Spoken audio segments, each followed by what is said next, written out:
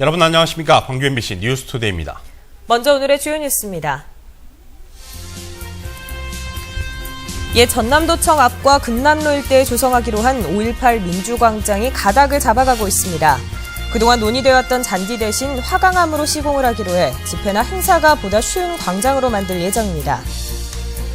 2013 광주 디자인 비엔날레가 막을 올렸습니다. 하지만 개막과 동시에 작품 일부가 북한 인공기가 그려졌다는 이유로 철거될 예정이어서 논란이 일고 있습니다. 지난달 추락한 공군 T-50 훈련기의 사고 원인이 밝혀졌습니다. 낮은 고도에서 고난도의 비행 훈련을 하다 사고가 났다며 기체 결함은 아니라고 공군은 설명했습니다. 수백억 원의 예산이 투입된 무한 용계천 정비 사업이 엉터리 설계와 눈가림식 시공으로 주민들의 원성을 사고 있습니다. 옛 전남도청 앞에 조성되는 5.18 민주광장이 화강암으로 시공되는 쪽으로 가닥이 잡혔습니다. 그동안 검토됐던 잔디광장은 관리상 어렵고 활용도가 낮다는 이유로 의견 수렴 과정에서 빠졌습니다. 이계상 기자입니다. 5.18 민중항쟁의 중심지인 옛 도청 앞 도로가 5.18 민주광장으로 재탄생됩니다. 아시아문화전당과 함께 어우러질 5.18 민주광장은 잔디 대신 화강암으로 시공됩니다.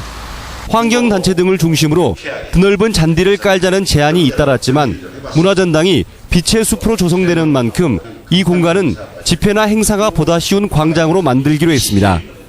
5.18 어떤 상징 공간이기 때문에 서행을 좀 유도를 하고 그런 취지에서 화강암 블록으로 시공을 할 계획입니다. 80년 이후에도 변함없이 자리를 지켰던 분수대 둘레에는 폭 1m 남짓한 실개천이 조성됩니다. 또 회화나무가 있던 곳에는 소규모 녹색 공원이 만들어져 회색빛 상막함을 줄여주는 역할을 하게 됩니다. 이야기를 나눈다는 거 이런 것들이 좀 부족한 상황이기 때문에 물론 종각이 있는 쪽으로 상관 있는 쪽으로 공원이 있습니다만 이 화나무 공원도 조금만 좀 넓혀주셨으면 하는 그런 의견입니다. 하지만 5.18 민주광장이 조성된 이후에도 차량 흐름을 방해하지 않도록 현재 설치되어 있는 도로는 그대로 유지됩니다. 또 금남 지하 상인들의 반발 때문에 횡단보도 설치도 무산돼 보행자들의 불편은 피할 수 없게 됐습니다. 게다가 금남로 518m 구간을 차 없는 거리로 조성하겠다던 계획도 상인 반발에 부딪혀 도로 정비 수준에서 그칠 것으로 우려됩니다. MBC 뉴스 이계상입니다. 한국과 동남아시아 문화장관들이 한자리에 만나 교류 협력 방안을 논의합니다. 유진용 문화부 장관과 동남아 10개 나라의 문화부 장차관들은 오늘 광주에서 회의를 열어 아시아 문화 자원을 공유하고 국제 협력 기반을 조성하는 방안 등을 논의한 뒤 공동 합의문을 채택할 예정입니다. 문화부는 2015년 문화전당 개관을 앞두고 지난해부터 아시아 문화 장관들과 교류를 강화하고 있고 내년에는 서남아시아의 장관들을 초청할 예정입니다. 2013 광주 디자인 비엔날레가 막을 올렸습니다. 일상 속에서 창의적인 멋을 찾는 이번 행사의 주제는 거시기 머시기입니다. 편안하고 쉬운 디자인, 지역 산업에 도움을 주는 작품들이 앞으로 59일 동안 관객들을 맞습니다. 첫 소식 박수인 기자입니다. 고향집처럼 정겹고 세련된 호텔 같기도 한 이곳은 올해 광주 디자인 비엔날레가 제안하는 주거 공간입니다.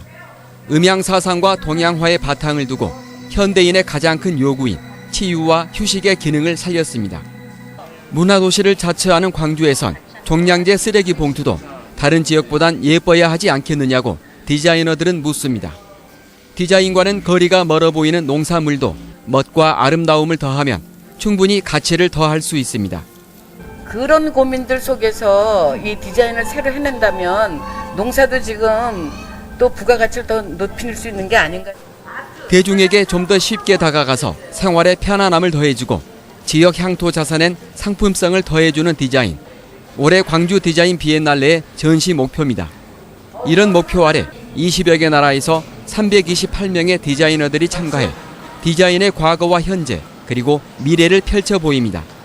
카피에서 지금 다시 창조로 넘어가는 과도기라고 생각되는데 그 나름대로 한마음 한뜻이라는 게 대중에서 개인적인 그 표다를 지금 넓혀가려고 하고 있는 걸. 버려진 폐품들의 디자인이 더해지며 얼마든지 멋진 생활 소품으로 거듭날 수 있습니다. 인간의 한계를 극복해가는 스포츠도 결국은 디자인과 기술이 결합한 사물입니다. 일상과 소통하고 그 안에서 멋을 찾는 쉽고 재미있는 디자인의 향연이 오는 11월 3일까지 펼쳐집니다. MBC 뉴스 박수인입니다. 디자인 비엔날레 작품 일부가 북한 인공기가 그려졌다는 이유로 개막과 동시에 철거될 예정이어서 논란이 일고 있습니다. 비엔날레 재단은 비엔날레 전시관 4층에 전시된 하계 유니버시아드 대회 남북 동시 입장 기원 단일기 디자인전에 출품된 작품 98점 가운데 북한의 인공기가 그려진 작품 11점을 철거할 계획입니다. 철거 배경에는 민감한 요즘 시국이 거론되고 있지만 표현과 예술의 자유 침해 논란이 일고 있습니다. 세계 수영대회와 전당 법인화 문제 때문에 요즘 광주시와 문체부의 관계가 좀 껄끄럽죠. 이 와중에 문체부 장관이 광주에 왔기 때문에 시장을 만날지가 관심사였는데 어떻게 됐을까요? 윤근수 기자입니다. 동남아 10개 나라의 문화장관과 차관을 초청한 환영 오찬장. 강훈태 광주시장이 주재하는 자리에 한국의 문화장관은 오지 않았습니다. 반면 유진용 장관이 동남아 장관을 초청한 만찬장에는 강 시장이 가지 않았습니다. 강 시장은 디자인 비엔날레 개막식에 참석했고 같은 시간 유 장관은 비엔날레 건너편에 있는 광주 문예관에서 공연을 관람했습니다. 1박 2일 동안 광주에 머무는 유 장관은 엇갈린 만남에 대해 말을 아꼈습니다. 강 시장도 다음을 기약했습니다.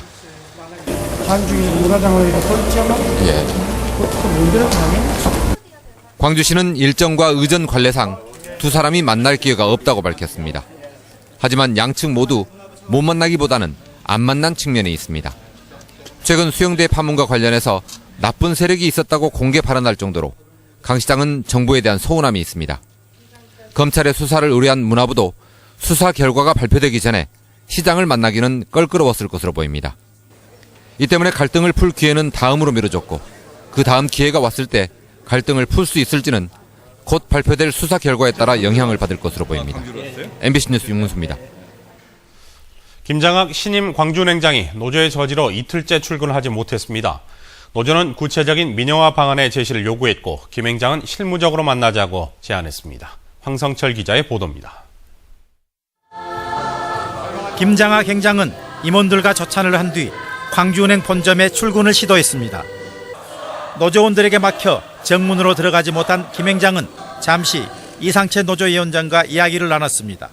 전라도민, 광주시민 그리고 또 우리 직원들이 전부 믿을 수 있는 여러 가지 방안이나 또는 그 투자자들 제가 최선을 다해서 모색을 하겠습니다.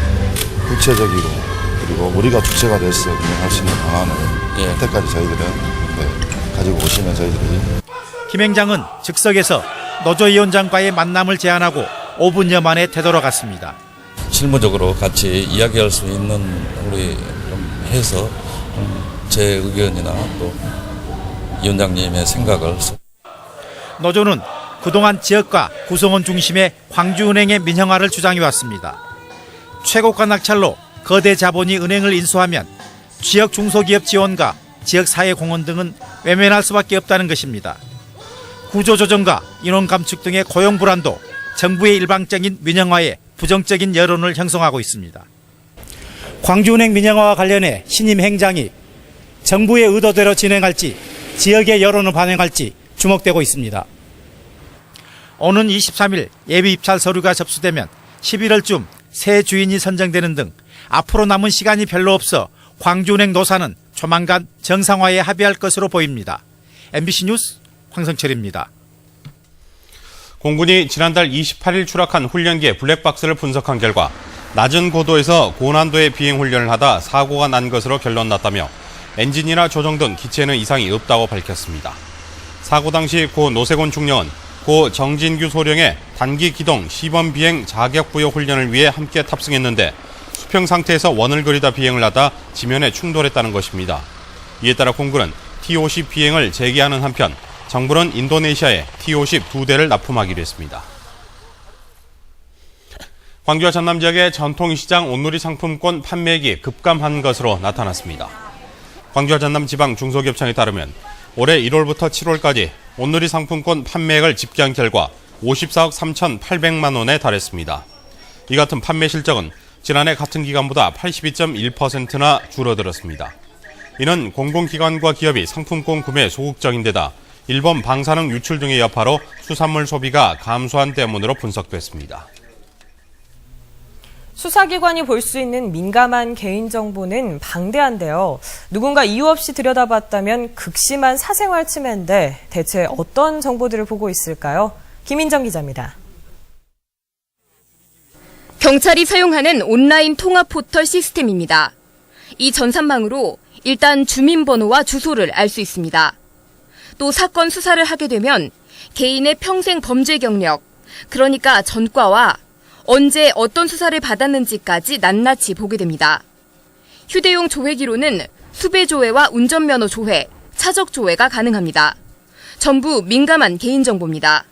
제3자에게 알려졌을 경우 명예는 물론 어떤 범죄에도 악용될 수 있다는 것이죠. 협박을 할 수도 있는 것이고 어떤 개인 간의 거래를 하는 데 있어서도 불리함을 미칠 수도 있을 것 같습니다. 그런데 이런 개인정보가 지난해 2달간 광주와 전남에서만 1,500여 건이나 불법으로 조회됐습니다. 전국 16개 경찰청으로 확대하면 한 해 피해 규모는 훨씬 클 것으로 보입니다. 이렇게 무단 조회 피해자가 있는 게 분명한 사실이지만 피해자들은 자기 정보가 조회됐는지도 모르고 있는 경우가 대부분입니다. 또 이걸 알았다 해도 밝혀내기가 쉽지 않습니다. 수사기관밖에 알 수 없는 자신의 전과가 남의 귀에 들어가는 피해를 입었다는 이모 씨. 6개월째 진정도 넣어보고 정보 공개 청구도 해봤지만 문제는 누가 자기 전과를 알아봤는지 밝혀내기 쉽지 않다는 점입니다. 경찰에서 지금 자기네들은 금방 넘을 거 알고 싶으면 하고 다른 사람 입장에서 누가 조회를 했는가 그걸 알려달라면 안 알려주고 있는 거 아닙니까? 국민의 개인정보를 속속히 들여다볼 수 있는 막강한 권한을 갖고 있는 수사기관. 권한이 크지만 국민의 감시의 눈은 다가서기 어렵고 불법 조회로 인한 폐해는 끊이지 않고 있습니다. MBC 뉴스 김인정입니다. 전라남도 산하기관 공무원이 원장을 폭행했다는 신고가 접수돼 경찰이 조사에 나섰습니다. 광주 북부경찰서에 따르면 어제 오전 9시 30분쯤 광주시 북구의 한 전라남도 산하기관에서 4급 공무원 58살 박모 씨가 5급 공무원 58살 김모 씨에게 얼굴을 맞아 부상을 입었습니다. 경찰은 김 씨가 휴가를 자주 내는 것을 지적하다 싸움이 일어난 것으로 보고 경위를 조사하고 있습니다. 치평동으로 청사를 옮긴 광주 가정법원이 어제 준공식을 갖고 본격적인 업무에 들어갔습니다. 광주지법과 함께 청사를 써오다 지난 7월 독립청사로 이전한 가정법원은 지하 1층, 지상 5층 건물로 모두 140억 원의 사업비가 들어갔습니다. 가정법원 신청사는 사건 당사자의 사생활을 보장할 수 있게 동선이 설계됐으며 협의 이혼 교육실, 면접 교섭실 등 가사 소년 전문 법원으로서의 공간이 확충됐습니다.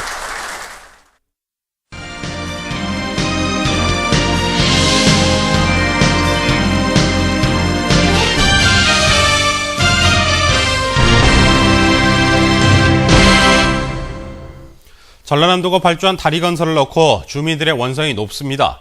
차도 제대로 다닐 수 없게 설계돼 있고 공사도 눈가림식입니다. 문현철 기자가 부실 현장을 취재했습니다. 25인승 농어촌 버스가 고개를 하듯 굽은길을 겨우 통과합니다. 새로 지은 다리 옆으로 개설한 도로 경사가 가파르고 직각으로 꺾여서 잘 살피지 않으면 큰 사고로 이어질 가능성이 높습니다. 안 맞아 이러고 놓고 다니면 저 직진을 해야 되는데 길이 이상하게 되어가지고 손님들도 굉장히 불편해하더라고요. 사정이 이렇다 보니 버스들이 이 노선을 꺼려 다른 길로 돌아가는 일까지 빚어지고 있습니다. 도로 폭도 문제입니다. 주민 통행이 잦은 곳인데도 인도는 아예 설치되어 있지 않고 승용차도 교차 통행할 수 없을 만큼 비좁습니다. 버스는 진입조차 할 수 없는 지경입니다. 이 때문에 주민들은 새 다리 대신 낡고 오래된 기존 다리를 계속 사용하게 해달라고 요구하고 있습니다. 용계천 공사가 환경과 홍수 피해는 도움이 될지 모르겠지만 주민들의 교통 편의는 전혀 고려치 않는 공사가 되지 않았나. 전라남도가 발주한 용계천 정비공사는 부실 시공으로도 말썽을 빚고 있습니다. 자전거 도로 경계석은 기초를 다진 뒤 올려야 하지만 대충 콘크리트를 붓고 거푸집도 사용하지 않았습니다. 180억 원 넘게 투자한 하천 정비 사업이 현장을 무시한 부실한 설계에 눈가림식 시공으로 천덕꾸러기로 전락했습니다. MBC 뉴스 문현철입니다. 정부가 시도교육청 평가 결과에 따라 배분하는 특별교부금 제도를 개선해야 한다는 지적이 제기됐습니다. 민주당 유은혜 의원에 따르면 교육부는 시도교육청을 상대로 매년 중앙정부의 시책 이행 성과를 평가해 특별교부금을 배분하고 있습니다. 이 때문에 일제고사나 학교폭력 학생부 규제 등의 교육부 시책을 잘 따르지 않는 교육청은 재정 지원에서 불이익을 받고 있습니다. 유 의원은 교육부가 교육 자체 근본 취지에 역행하고 있다며 합리적인 재정 지원 방식을 마련하라고 촉구했습니다. 배 작황이 좋아 가격이 큰 폭으로 내렸습니다. 유통업계에 따르면 최근 산지에서 형성된 배 시세는 15kg 기준 5만 원 안팎으로 작년 추석 직전 가격보다 20% 이상 하락했습니다. 이 같은 현상은 수확기를 앞두고 지난달 일조 시간이 크게 늘어난 데다 태풍 피해도 없어 수확량이 크게 늘어난 데 따른 것으로 분석됩니다. 추석 명절을 앞두고 택시의 불법 운행에 대한 단속이 강화됩니다. 광주시는 오늘부터 오는 20일까지 광천터미널과 광주역, 광주공항 등지에서 택시 불법 행위를 집중 단속한다고 밝혔습니다. 이를 위해 합동 단속반을 꾸려 불법 주정차와 승강장 질서 문란 행위, 호객 행위 등을 단속할 계획입니다. 한편 광천터미널과 광주공항 등에서는 장거리 고객 호객 행위와 승차 거부 등의 승객 민원이 끊이질 않고 있습니다. 전남 지역 특산 어종인 민어의 어획량이 크게 줄고 있습니다. 민어 생산량은 전국적으로 지난 2008년 4,600여 톤에서 지난해 3,700여 톤으로 20%나 감소했습니다. 전남해양수산과학원과 해양자원연구부는 민어 자원을 회복시키기 위해 신안과 영광해역에 2천만 개의 민어 수정란을 방류하기로 했습니다.